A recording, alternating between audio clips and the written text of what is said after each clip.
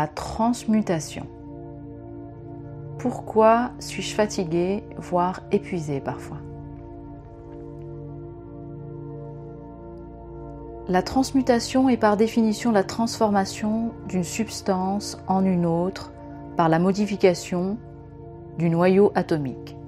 Chez les alchimistes, c'est par exemple la transformation du plomb en or, c'est-à-dire d'un matériau grossier en un nouveau matériau plus subtil et plus noble. Lors d'une transformation chimique, il y a consommation et dégagement d'énergie.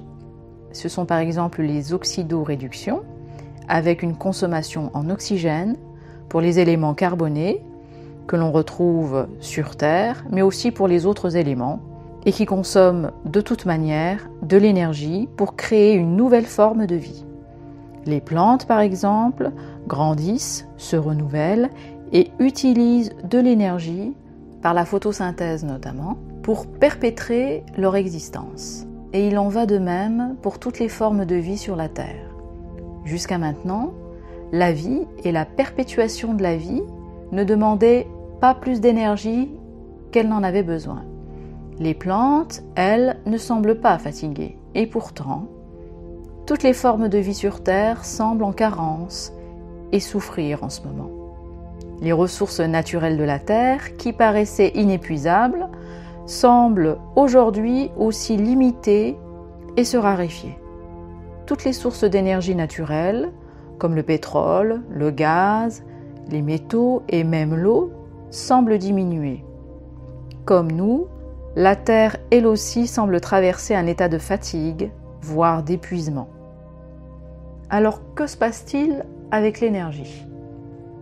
Nous avons fonctionné durant des millénaires en circuit fermé. C'est-à-dire que pendant des millénaires, l'humain a fonctionné coupé de sa source divine d'énergie. Il fonctionnait dans la dimension matérielle essentiellement, dans son monde tridimensionnel terrestre. Pensée, émotion et action, dans le temps linéaire de la vie et de la mort. Cet état de fonctionnement se basait sur un capital de vie à la naissance, passant par les phases de maturation et de vieillissement jusqu'à la mort physique.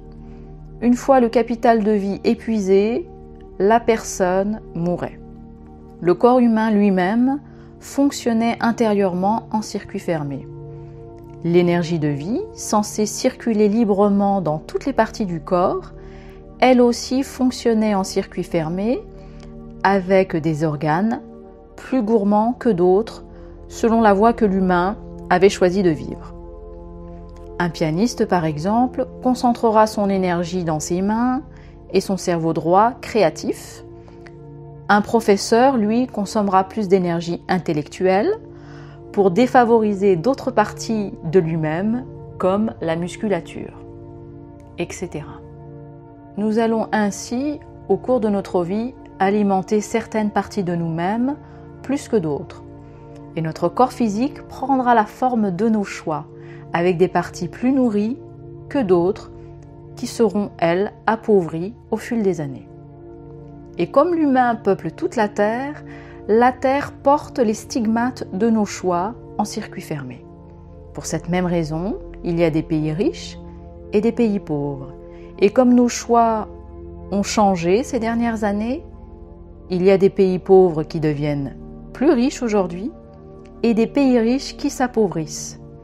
Ce sont les vases communicants ou encore la mécanique des fluides dans le domaine de la physique. Donc, les ressources naturelles de la Terre sont à notre image, en circuit fermé. Mais comme le divin est revenu sur Terre, toutes ces mécaniques subissent des transformations. Les circuits fermés dans l'humain passent par des phases extrêmes pour tenter de retrouver une autre source d'énergie, plus abondante et permanente. Une nouvelle forme de vie, divine cette fois. Ainsi, dans notre corps physique, des organes s'appauvrissent, voire s'atrophient au détriment d'autres qui gloutonnent en énergie. Et quand il y a un trop fort déséquilibre, la souffrance apparaît, puis la maladie. jusqu'à ce que la personne se relie à nouveau à sa source divine d'énergie illimitée pour tous ses organes et pour toutes les parties d'elle-même. Ainsi, durant le processus d'éveil spirituel, la ressource d'énergie change, le fonctionnement du corps également. Et ce changement de circuit énergétique occasionne des épisodes de fatigue pour le corps physique qui avait l'habitude jusque-là d'être le seul alimenté. L'esprit également avait l'habitude aussi d'être alimenté. Cependant, l'âme, qui elle était à jeun, on pourrait dire, pour certains, ou en jachère, en pause, est aujourd'hui affamée. Et cette dernière consomme beaucoup d'énergie. Le corps physique connaît ainsi plusieurs changements. Il n'est plus alimenté par la même source d'énergie et de nouvelles parties en lui s'ouvrent, s'activent, prennent vie, comme la glande pinéale et d'autres glandes hormonales également. Ensuite, il partage désormais son énergie avec l'esprit et l'âme. Et enfin, ces cellules sont en train de fusionner avec l'esprit et l'âme.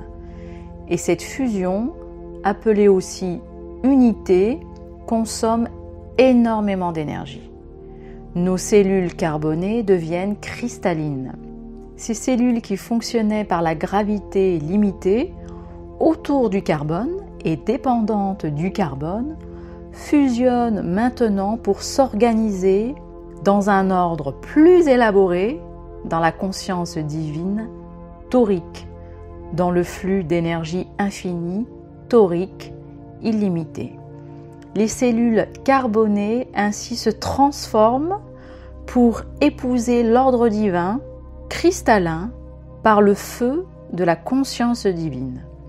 Ce feu de la conscience se manifeste dans l'humain par des sensations de chaleur, voire d'inflammation, et se manifeste à l'extérieur, c'est-à-dire dans la société, par des fortes chaleurs au niveau du climat, pouvant même générer de la sécheresse, voire des incendies.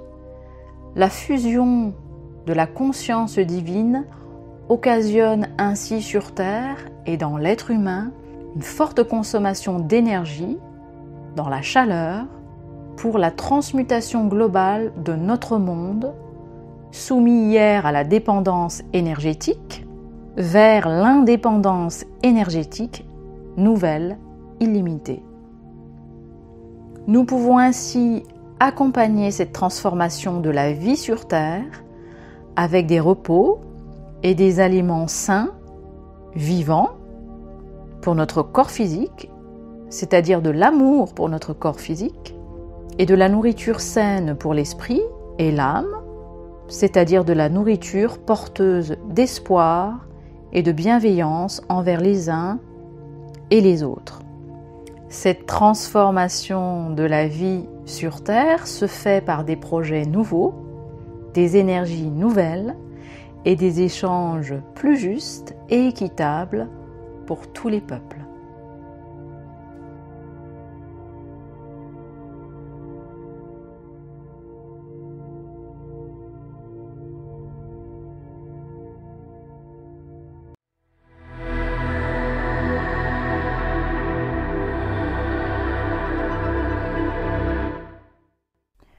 Vous aimez mes vidéos? Alors je vous propose de participer à mes ateliers conférences depuis chez vous en vous partageant des informations inédites et des outils puissants pour retrouver votre souveraineté divine. Vous trouverez toutes les informations nécessaires aux inscriptions et aux demandes de renseignements sous la vidéo.